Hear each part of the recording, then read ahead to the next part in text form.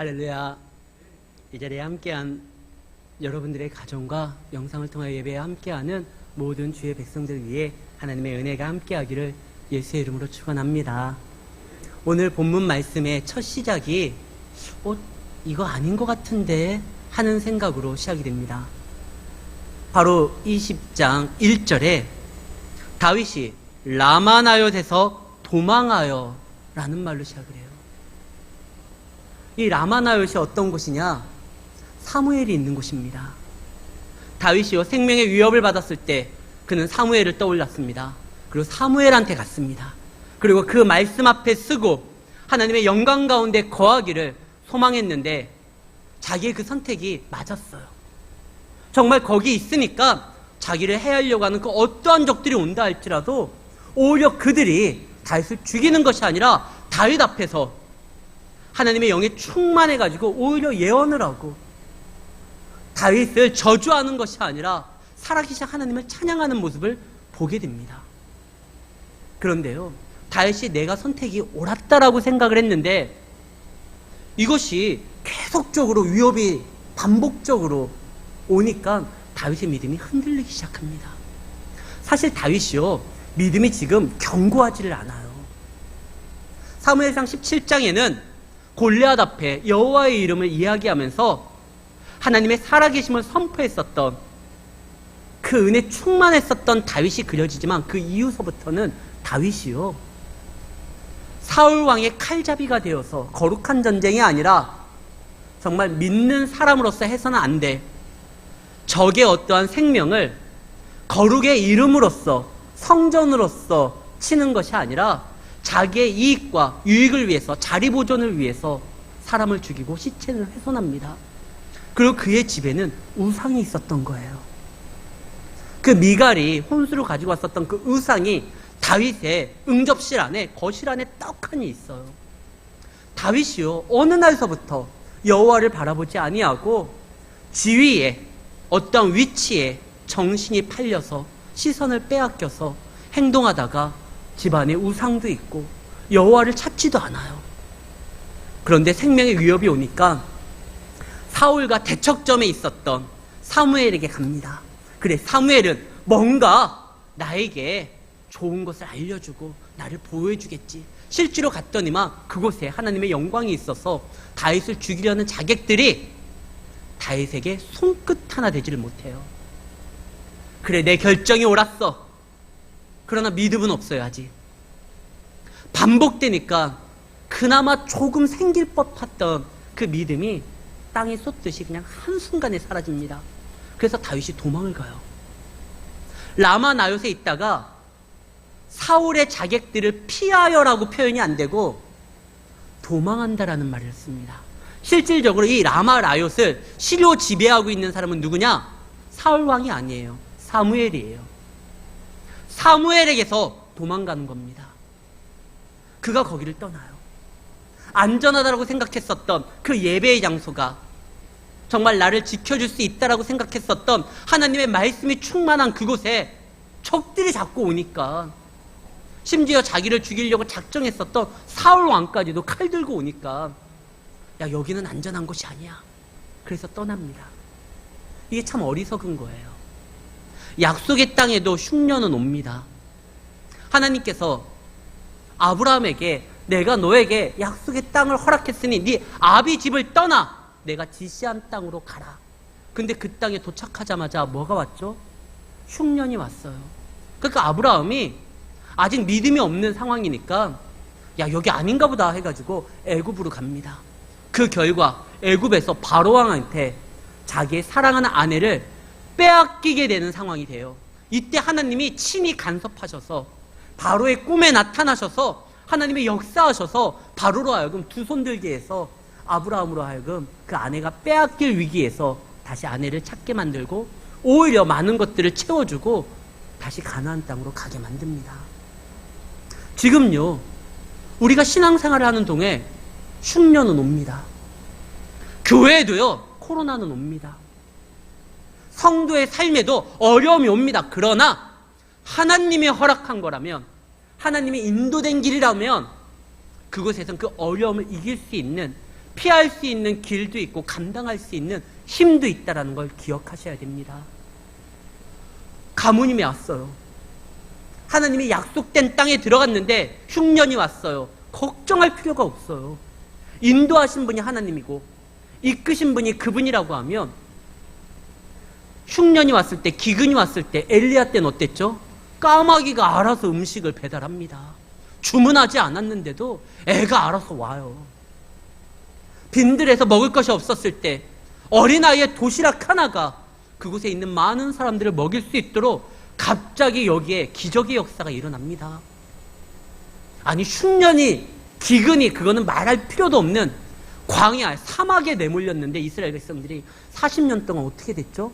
만나가 옵니다. 하나님이 인도한 땅이라고 하면 그곳이 사막이든 그곳이 빈들이든 그곳에 기근이 왔던 상관없어요. 그분의 인도함은 실수함이 없습니다. 반드시 성도가 살 수 있는 방법이 있고 길이 열리게 되어 있어요. 반석에서 물이 터지든지 하늘에서 음식이 내려오든지 주문하지 않았었던 음식이 까마귀를 통해서 배달되든지, 지금요 아무리 자객이 온다 할지라도 정말 그곳은 예배가 있고 말씀이 있는 곳이지만 끊임없이 자객이 오니까 그것을 보고 다윗이 두려워서 지금 도망하듯이 그것을 떠나는데요. 왔는데 어땠어요? 봤잖아요. 자기를 죽이려고 하는 자객들이 손 하나 대지를 못해요. 오히려 자기를 축복을 해요. 여호와의 신에 감동돼가지고. 근데 그것을 보고, 그래, 하나님이 함께 하셔. 아직 다윗이 이 정도가 아니에요. 왜 그러냐면 다윗이 한참 하나님에게서 멀어지고 있거든요. 17장까지 딱 좋았는데 18장, 19장을 거치면서 다윗의 집에 우상도 있고 하나님에게 기도했던 장면이 나오질 않아요. 그 예배자 다윗이요, 하나님을 찾고 하나님 앞에 무릎 꿇는, 그 번제단을 쌓는 그 장면이 없어요. 그러니까 말씀 가운데 있으면서도 자기를 해하려는 적을 보고 두려워서 거기를 떠납니다. 떠나는 건 성도의 할 일이 아니에요. 떠나면 어려움을 피할 수는 있어요. 그러나 믿음으로 감당하면 그때 그 어려움이 나에게 재산이 되고 자산이 되고 경험이 되고 그를 통해서 하나님의 축복이 됩니다. 떠나면은요 그 축복을 받을 수가 없는 거예요. 지금 다윗이요, 그 좋은 기회가 왔는데 하나님의 은혜로 인하여 그의 없었던 믿음이 다시 한번 회복될 수 있는 찬스가 왔는데 그가 떠나요. 사랑하는 성도 여러분, 반복된 위협들에 굴할 필요가 없습니다.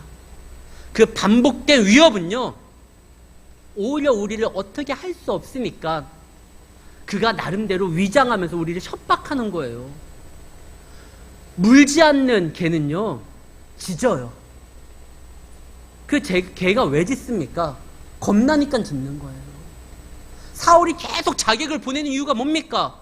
한 번 보내서 끝낼 수가 없으니까, 실패했으니까 또 계속 보내는 건데 그거에 우리가 두려워할 필요가 없어요. 사드락과 메삭과 아벳느고, 그 다니엘의 세 친구가 크게 결단을 합니다.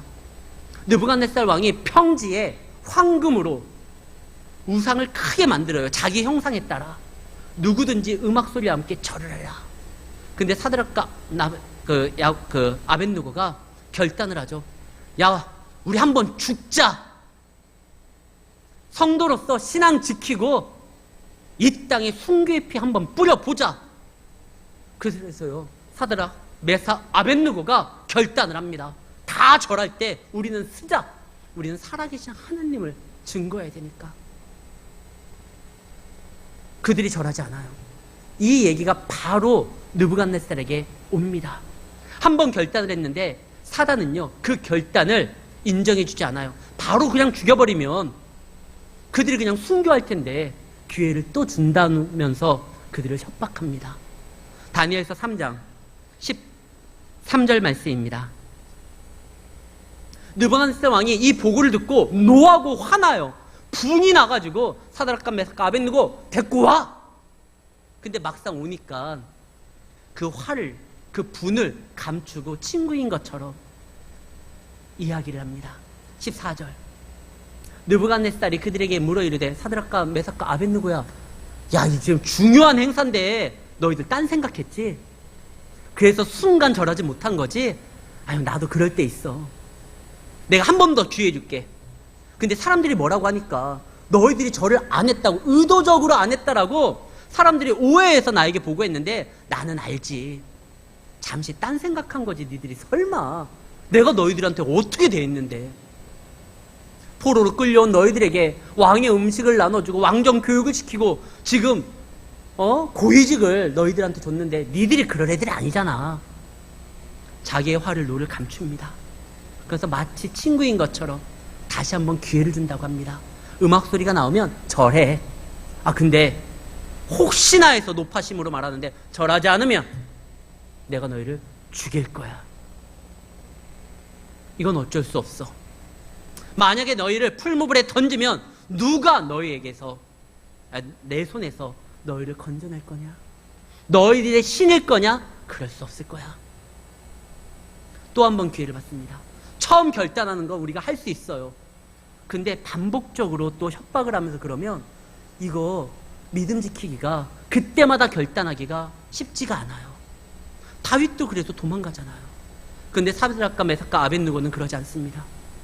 그들은요, 자기를 협박하는 그의 말에 순복하는 것이 아니라 자기에게 생명을 주신, 그리고 죽음도 이길 수 있는, 혹 죽는다 할지라도 이것이 성도의 끝으로서 만들지 아니하고 영원한 생명으로서 이어지게 만드는 하나님을 바라봅니다. 그래서 그가 이렇게 고백을 하죠. 말씀 좀 띄워주세요. 17절. 왕이여, 우리가 섬기는 하나님이 계시겠고 그가 우리를 맹렬히 타는 풀무 가운데서도 건져내실 것입니다. 18절. 그렇지 아니할지라도 왕이여, 우리가 왕의 신들을 섬기지 아니하고 왕이 세운 그 신상에도 절하지 않을 겁니다. 그렇지 않다 할지라도 우리는 거기에 대해서 이제 더 이상 얘기하지 않겠습니다. 이게 그들의 믿음이었어요. 그 결과 어떻게 됩니까? 그들의 믿음을 지킨 결과 거기에서 벗어난 게 아니라 풀무에 던져져요.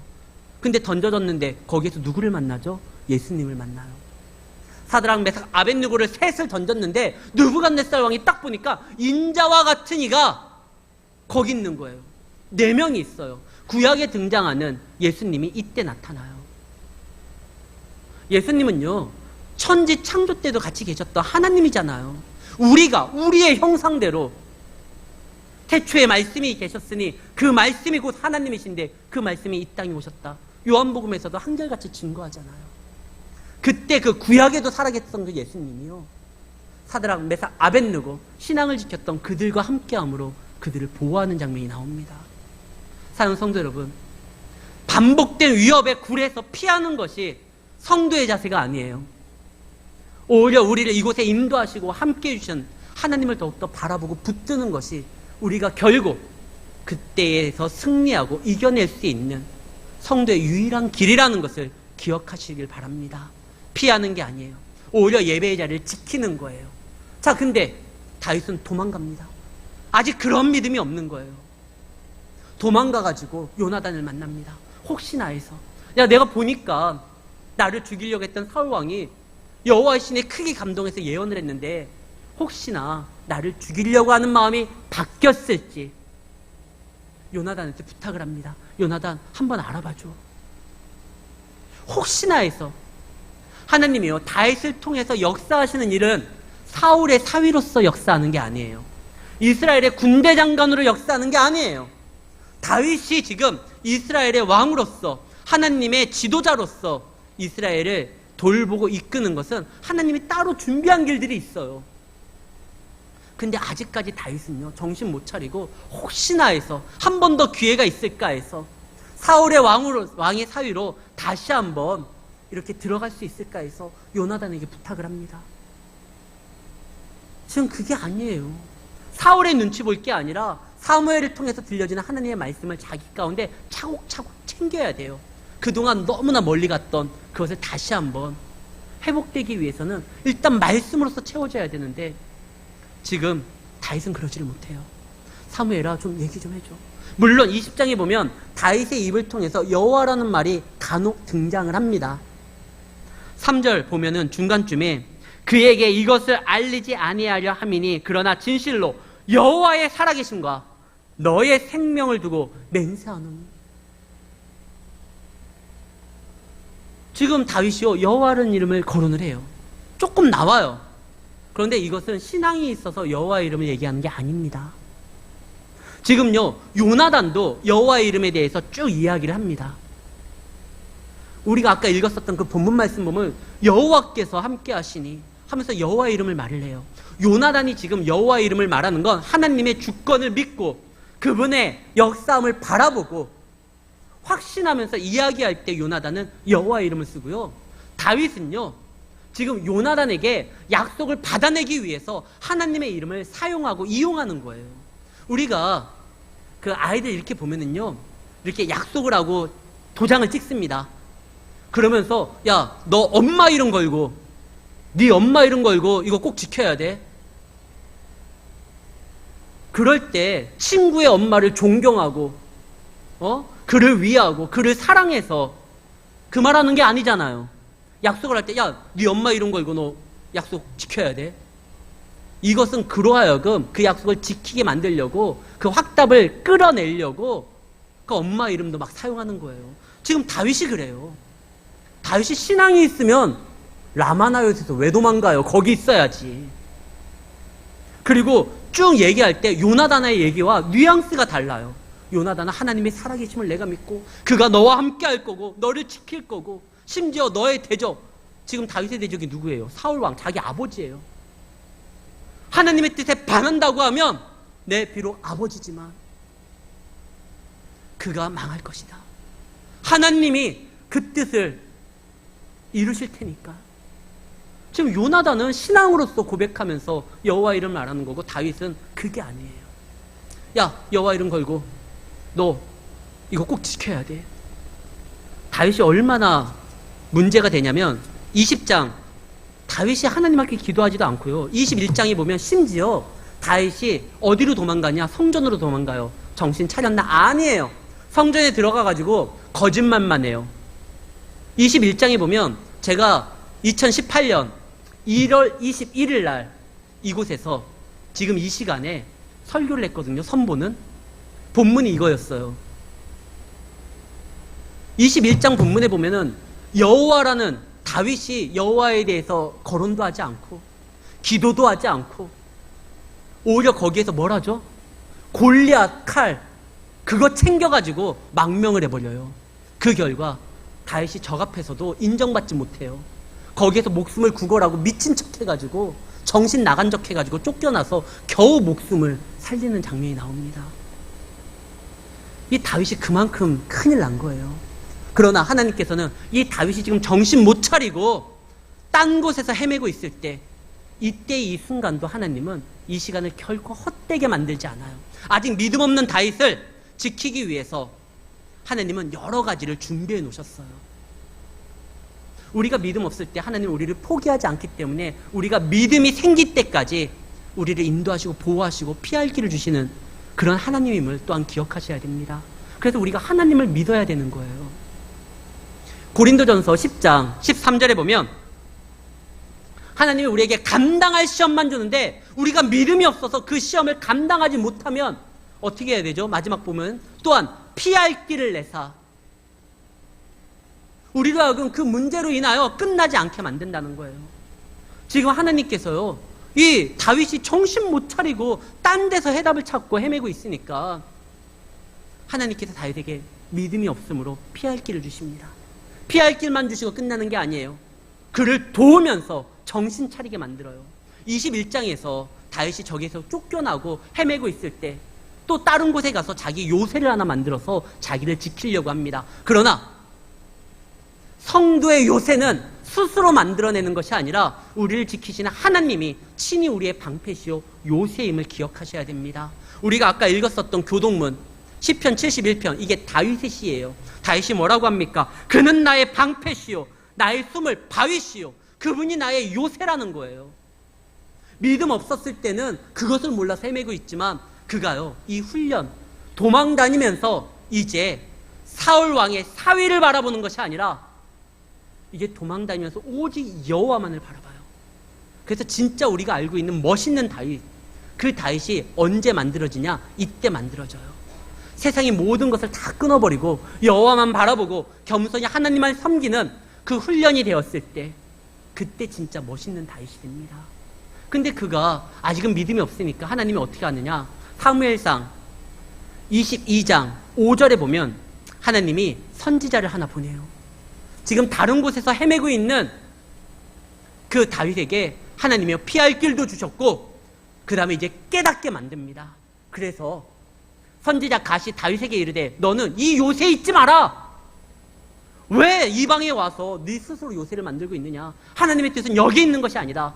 하나님은 너를 이스라엘의 지도자로 만들려고 하니까 들어가라. 유대 땅으로 들어가라. 이 말을 들었고 다윗이 그래, 내가 있을 곳은 여기가 아니군. 선지자를 통해서 그가 움직입니다. 시편 119편 169절에 보면 또한 이런 말이 나와요. 여호와께서 나의 부르짖음이, 다윗이 도망다니면서 이제 적에게도 내가 목숨을 구걸해봤는데 그것이 여의치 않고 도망다닐 때 다윗이 얼마나 하나님만을 바라보고 부르짖기 시작합니까? 그때 주의 앞에 이르게 하시고 주의 말씀대로 나를 깨닫게 하소서. 하나님을 부르짖을 때 우리의 잘못된 생각이, 시각이 조정이 돼요. 그리고 하나님이 깨닫도록 만들고 또 깨달을 수 있도록 선지자도 보내주시고 말씀 앞에 쓰게 합니다. 그리고 또 누구를 보내줬죠? 다윗은 시간 낭비하지만 하나님은요, 이때를 결코 그냥 버리는 시간이 아니라 그를 준비시키는 시간으로 만들어서 그에게 말씀을 전하고 그의 생명을 하나님의 능력으로 보존해줄 요나단이라는 사람을 세우고, 그리고 선지자 갓을 세우고, 그리고 다윗과 함께하는, 이때 도망할 때요, 다윗이 왕국을 이룰 때 그 다윗의 내각에 들어가는 많은 사람들이 이때 다윗의 도망길에 같이 하게 돼요. 그래서 그들이 예배 공동체가 만들어지기 시작합니다. 그래서 놀랍게 다윗이 왕이 되었을 때 그 나라가 하나님 안에서 부흥하게 되는 거예요. 지금 코로나입니다. 그래가지고 많은 사회적 거리두기를 한다고 합니다. 그래도 홍수도 나고 막 난리가 났잖아요. 그러나 하나님은 이때를 결코 광주 평강교회 성도들에게, 믿음의 사람들에게 이 시간이 고난의 시간만이 아니라 하나님의 귀한 자녀로서 준비하는 시간으로 분명히 만드십니다. 제가요 2019년 연말 당회 때요 가장 하고 싶었던 게 뭐였느냐, 2020년에는 예배를 좀 나누고 싶었어요. 9시 예배, 11시 예배. 그게 안 됐잖아요. 2020년에 시작하려고 했는데 그게 안 됐는데 지금 우리가 1, 2부 예배 드리잖아요. 아까 1부 예배 때도요, 여러분들 이 자리에 예배를 드리고 또 새로운 성도님 2분이 등록을 했어요. 아까 1부 예배 때. 하나님이 이때를 우리로 하여금 1, 2부 예배, 이제서부터 코로나 끝나도 저 1, 2부 드릴 거예요. 그 다음에 또 어떻게 하죠? 또 저기 우리 지난주까지는 2층에서 예배를 드렸잖아요. 하나님이요 준비시키는 것 같아요. 여기 꽉 차면 이제 2부 예배 막 드렸는데도 꽉 차면 저기 영광홀에서도 또 예배를 드리려고 준비시키는 것 같아요. 이거 끝나면 우리 교회에 어마어마한 부흥이 있을 것 같아요. 결코 하나님은요 어떠한 일이든지 허튼 시간으로 보내지 않아요. 다윗이 뻘짓하고 돌아다니니까 하나님께서 그에게 피할 길을 주시고 선지자 갓을 보내주시고 그를 대변할 요나단을 함께 하시면서 다윗으로 하여금 그 잃어버렸던 믿음을 준비시킵니다. 그리고 그 도망길에 다윗은 온전히 하나님만 바라보는 그러한 사람이 돼요. 이제 적들이 자기에게 어떻게 한다 할지라도 아까 시편 71편의 고백처럼 여호와는 나의 목자시니 내가 부족함이 없고 여호와는 나의 산성이시니 나의 피할 바위시니 나의 요새시니 내가 그 안에 거하겠습니다. 그런 다윗이 됩니다. 그리고 그 순간 다윗에게 많은 사람들이 함께함으로 그들이 다윗 나라를 세우는데 가장 중추적인 역할을 합니다. 사랑하는 성도 여러분, 하나님께 맡기시기 바랍니다. 그분의 손에 붙들리면은요 그 어떠한 고난도 우리의 기회가 될 수 있습니다. 하나님은 그런 하나님이시거든요. 어떠한 가정에 큰 어려움이 있을 때 그 어려움이 변하여 오히려 그들에게 간증이 되고 하나님이 살아계시는 역사가 되는 걸 고백하는 일, 성경을 통해서 너무나 많이 보잖아요. 중풍이 걸렸지만 예수님을 만남으로 인하여 그가 죄사함을 받고 하나님의 귀한 자녀로서 세워지는 역사가 나타납니다. 어려움이 있지만 그 어려움이 주님 앞에 나왔을 때는 어려움으로 끝나는 것이 아니라 감사함으로 바뀌는 역사가 나타나는 거예요. 모든 죄인들은 주님 앞에 나아가면 그의 보혈로 의로운 사람이 되는 것처럼 성도들은 주님 앞에 나아가면 그분의 도움으로 승리자가 될 수가 있습니다. 실패자에게는 실패가 그냥 실패예요. 그러나 승리자에게는 과거의 실패는 그의 경험이고 그의 자산이 되는 거예요. 성도의 마지막 끝은 하나님의 영광이기 때문에 우리의 모든 고난은요, 이것이 슬픔과 아픔이 아니라 경험이 되는 것이고 나의 어떠한 하나님 앞에 고백할 수 있는, 많은 사람들에게 증거할 수 있는 간증이 될 수 있는 것입니다. 우리가 예배자로 쓰면 돼요. 다윗에겐 지금 가장 중요한 시기입니다. 그의 생명이 위협받는 시기예요. 그가요, 예배자의 자리로 나아가야 되는데 우리에게 가장 중요한 건 이것이 하나님의 뜻이냐 아니냐, 영적 분별함입니다. 정말 이것이 하나님의 뜻 가운데 있는 것이라고 하면 우리가 그 뜻만 붙들면 돼요. 근데 이것이 아니다라고 하면 얼른 떠나야 되는 거예요. 근데 지금 하나님의 뜻은 예배 가운데 있었는데 다시 떠나니까 문제였던 거예요. 우리는 지혜를 구해야 돼요. 근데 그 하나님의 뜻이 아닌지 긴지를 알 수 있는 방법이 뭐죠? 기도하는 거예요. 예배 가운데 역사하는 하나님의 말씀을 듣는 거예요. 근데 곡을 떠나고 어떻게 하나님의 뜻을 압니까? 근데 하나님은 다윗에 대한 계획이 있어서 다윗을 알고 스스로 깨닫고 이 고백을 하게 만들기 위해서, 그 시편에 나왔던 놀라운 고백들을 하게 만들기 위해서 계속적으로 준비시키죠. 요나단도 보내고, 그때 요나단이 이런 말을 합니다. 요나단이 다윗아, 하나님이 너와 함께 할 거야. 너를 지키실 거야. 요나단은요, 지금 다윗을 지키기 위해서 어찌 보면 자기 아버지한테 거짓말을 해요. 이제 이후에 이 다윗의 이야기와 마찬가지로 요나단이 사울왕 앞에 갑니다. 근데 사울왕이 보니까 본심이 다윗을 죽이려고 하는 거예요. 그때 요나단이 다윗을 살리기 위해서 자기끼리 무슨 작전을 하나 짜요. 화살을 쏴가지고 그 화살이 저기 앞에 떨어지면 너는 돌아와도 되는 거고, 화살이 내 사완의 머리 위를 지나가서 멀리 가면은 아버지가 너를 죽이려고 하는 거니 일단은 너가 그것을 판단하고 움직여라. 이거 속이는 거잖아요. 아니, 아무리 선한 일을 한다 할지라도 속이는 게 맞습니까? 근데 이건 속이는 게 아니라 다윗을 지키는 거예요. 1966년에 파리는 지금 불타고 있는가 라는 영화가 개봉을 했습니다. 저는 그 영화를 주말의 명화를 통해서 봤었던 기억이 나는데요. 이 영화가 뭐냐면 실제로 있었던 일이에요. 프랑스 파리를 주둔하고 있었던 주둔군의 나치 사령관이 디트로이트 포온 콜리치라는 사람이 있습니다. 이 콜리치가요, 이 영화 포스터인데요. 이 콜리치가 총통의 명령을 받습니다. 시틀러에게. 노르만디 상륙 작전으로 인해서 연합군이 유럽으로 막 물밀듯 들어오니까 이 독일이 밀려나잖아요. 그래서 이제 파리에서도 철수할 때 시틀러가 야, 그냥 가지 말고 저 파리 그냥 불태워버려라. 나폴레옹이 묻혀있는 그 기념사원 그 밑에다가 폭탄 2만 톤을 장착하게 합니다. 그리고 노트르담 사원 거기에다가 3만 톤의 폭약을 집어넣게 만들고, 그 다음에 루브르 박물관이나 뭐 파리 에펠탑이나 이걸 다 그냥 폭파시켜버리려고 해요, 히틀러가. 근데 이 콜리치가요, 그럴 수가 없는 거예요. 아무리 총통의 명령이라 할지라도 총통은요, 총리 플러스 대통령이에요. 히틀러가 모든 것을 다 장악했기 때문에, 그래서 히틀러가 총통이라고 하거든요. 총통의 명령을 어기면 그냥 죽어요, 가족도. 근데 만약에 내가 이것을 다 푸시면 인류에게 범죄를 지는 것이다. 그가 나중에요, 자서전을 써서, 그 자서전이 영화로 만들어진 건데, 그 자서전에 보면 나에게 세밀한 음성이 들렸다. 이거는 아니다라는 거예요. 그래서 아내에게 전화를 겁니다. 여보, 나는 내 양심과 소신에 따라 행동하겠다. 히틀러가 계속 전화를 해요. 파리는 불타고 있냐? 폭파했냐? 그때 이 사람이 파리는 불타고 있습니다 라고 거짓말을 하고 그 파리를 지켜요. 전쟁이 끝난 다음에 모든 나치범들은요, 다 전범자로서 처형을 당합니다. 근데 이 콜리치는요, 프랑스 사람들 점령군이잖아요. 사령관이었어요. 가장 프랑스 사람들이 싫어할 만한 사람인데, 그 사람은 딱 2년만 감옥에 갔다가 풀려납니다. 그리고 프랑스 사람들이 그를 보호해줘요. 그리고 1966년 영화가 나왔던 해에 그가 죽는데, 그의 무덤에 수많은 프랑스 사람들이 줄을 세웁니다. 그가 파리를 지켰다.